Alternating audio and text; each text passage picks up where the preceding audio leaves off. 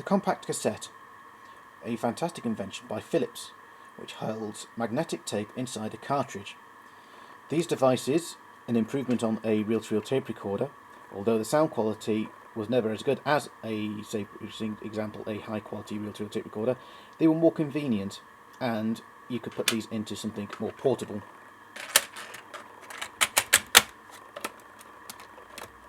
This being a more professional Marantz portable cassette deck. There were other formats of microcassettes. The Philips brought out their own version of a microcassette, and so did Sony. Both these formats were designed for dictation use only, to have a recorder that fitted in the palm of your hand.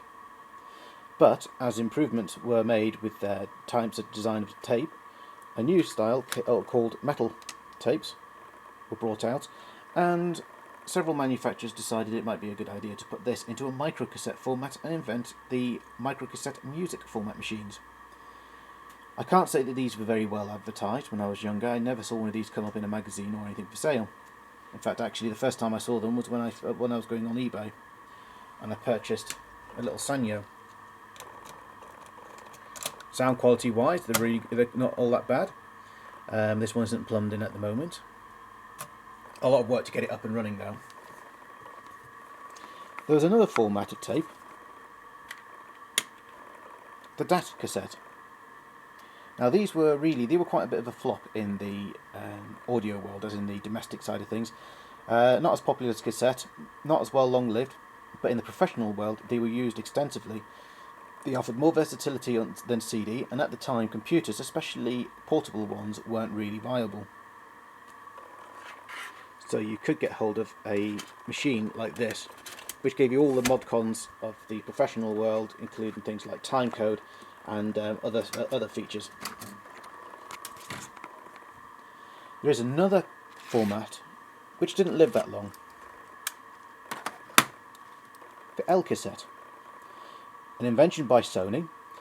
It is basically 1/4-inch tape of a normal reel-to-reel tape recorder in a cassette. Same format layout as a normal compact cassette, except it runs at 3 3/4 inches in a second instead of 1 7/8. Now normally I don't buy cassette recorders. I've got a few that have come with clearance and stuff like that, but I couldn't resist this one. The JVC LD-777. Now I've seen TX, I've seen TX Tascams, Sony's in particular.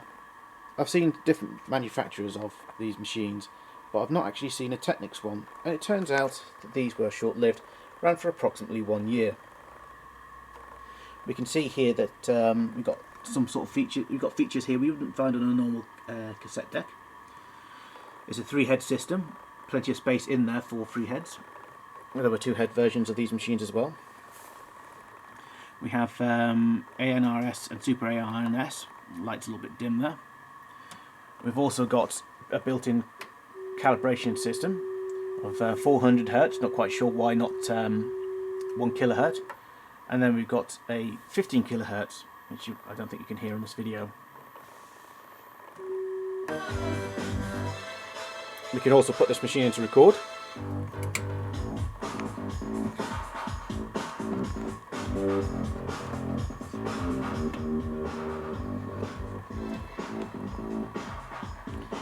To me that's quite muffled, but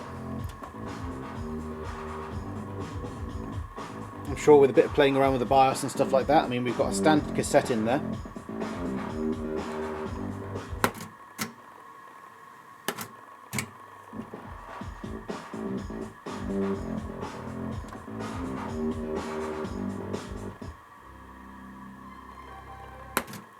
It's quite a interesting machine, this.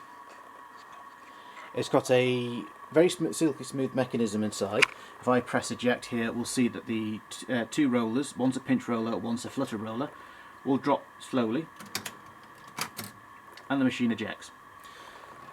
There is a worm drive cog inside, which has got a groove on it, which pushes certain mechanical arms in place at certain times to give it a much smoother sort of like operation, very much like what you'd find in a DAT machine, where reel-to-reel would probably use just solenoids, heavy-duty solenoids. we've got mirror style VU meters. The idea behind this is that you look straight towards the needle, and if you can see the needle, it means that you're not looking at the meter properly, so you have to look dead onto the meter so that you can't see the needle reflection. This is when you know you're accurately looking at a VU meter and that you're taking an accurate reading.